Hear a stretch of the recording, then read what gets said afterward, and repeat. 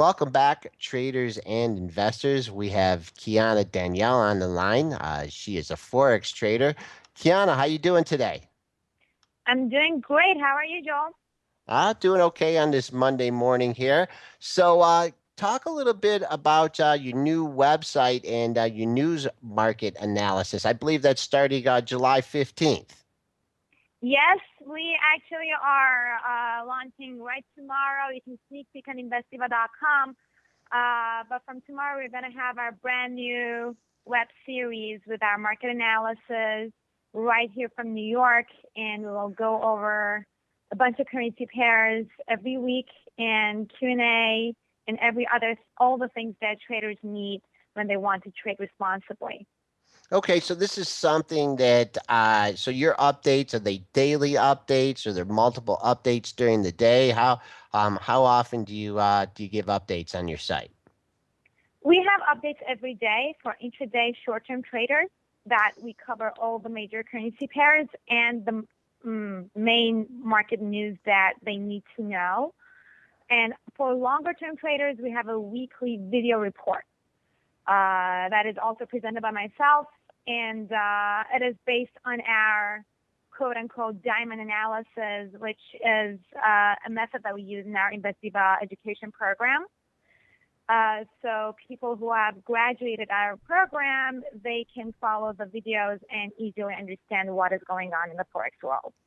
Okay, so you try and teach novices finances and how to trade Forex the right way. So let's start out with the wrong way, and then let's go into to your methods, which is the right way.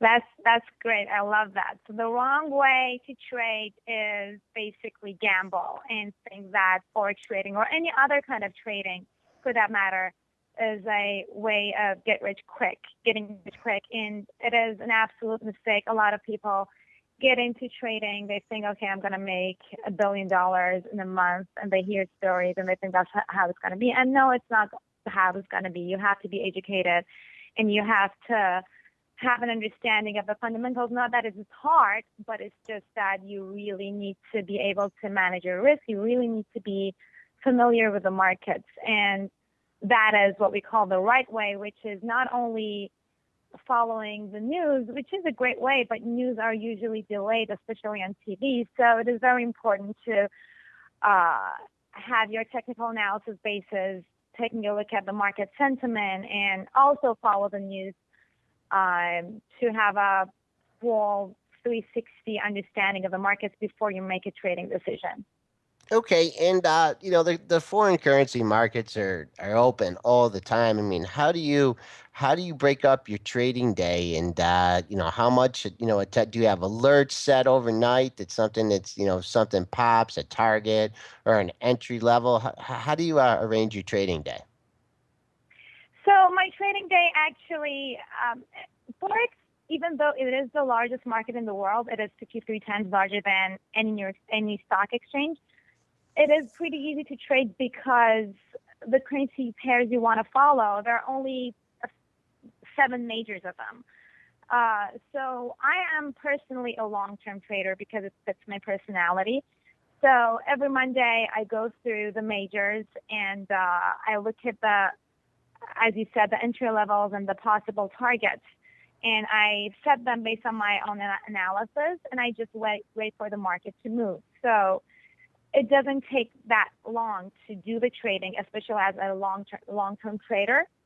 And you just need to then calculate your stop and limit and your risk appetite and wait for the market to do its job. Okay, any new trends that you're seeing in the foreign currency market? Concerning the U.S. dollar. Concerning the U.S. dollar, yes, absolutely. Actually, today I was looking at euro dollar.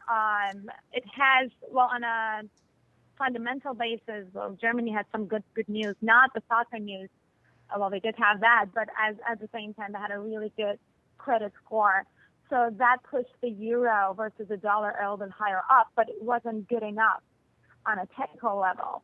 So I am still actually bearish the euro, and my target is set at 1345 and 133 as an extension.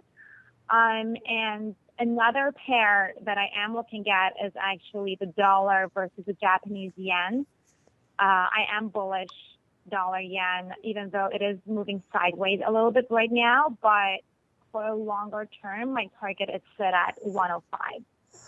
Okay, last week, we had some real excitement in the futures markets. I believe it was on last Thursday. We had that big down open in the futures markets. The market ended up crawling back and actually ending up positive on the day. Did you see any peculiar, any distinctive action in the foreign currency markets that if a trader had been paying attention to the Forex markets and might have kind of cued them into the market recovering? Well, you mean the U.S. market, right?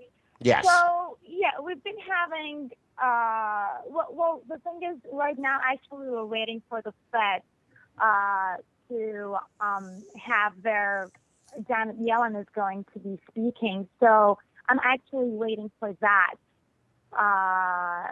to see if she's going to be taking the stage for congressional testimony, and we'll see how the U.S. monetary policy is going to be. So right now, actually, the market is pretty much sideways. Everybody is just waiting the Fed meeting this week. Will you react to immediate statements like that, or will you use No, new I don't now? actually. It is a little bit too risky for me, and I don't have the heart for that. What I do with the that's just my personality. Different people. I mean, if you go to the education course, our education course, we discuss that different people trade differently, and the method that I trade that really works out for me is I stay away from real volatilities because it is as much as you want to anticipate, especially with the Forex market, it suddenly jumps, and that small jump can sometimes mean a lot of money because you have the advantage of a lot of leverage in the Forex market. So what I do with the risk events, I just loosen up my stop and limit orders so that I don't get kicked out of the market just by a false reaction. And I just look at the market and look at the market sentiment Right. during the risk events and continue my long-term trade. And I look at the bigger picture. Will So you will that's what you I do. will you use it to exit a profitable trade? A spike in a news It event. depends. If it's going in my favor, then I try not, and I actually recommend people not to play around with their stop and limit orders unless something is going really wrong. But no, I wouldn't even manipulate my limits if something is going in my direction because the trend might suddenly change during a risk event, but it might as well also go back down very immediately. So I don't want to say, okay, wow, the market is going in my favor. I'm going to enlarge my limit order. And then suddenly you're not going to be able to exit. So I don't do that. Because Okay. if you trade by, you don't want to trade based on emotions. And that is how a lot of people lose money. Live by the sword, die by the sword. Okay. And and you've created a 20% off discount coupon for Benzinga listeners. Tell us about that. Yes, we did. So the coupon is very easy for your listeners. It's just Benzinga. You go to investdiva.com, you sign up, and you basically need to go to the pricing section that we have all our offerings. And for all our products, you will get a 20% off until July 23rd. And that's when the offer expires. Yes. Okay. All right. And also, if you're bilingual and you speak both English and Japanese or just one or the other, it's available in both languages. So, okay, Kiana. Absolutely. Yeah. Any final tips for investors if they're looking to trade the forex market? Yes. So again, I'm going to go back to my long-term and short-term traders. Long-term traders don't sweat the small losses and look at the big picture. And short-term traders don't get emotional and invest responsibly. Okay, couple good words of advice from Kiana Danial. Okay, Kiana, thanks a lot for coming on. We'd like to have you on again soon. Thank you so much. Y'all have a nice day.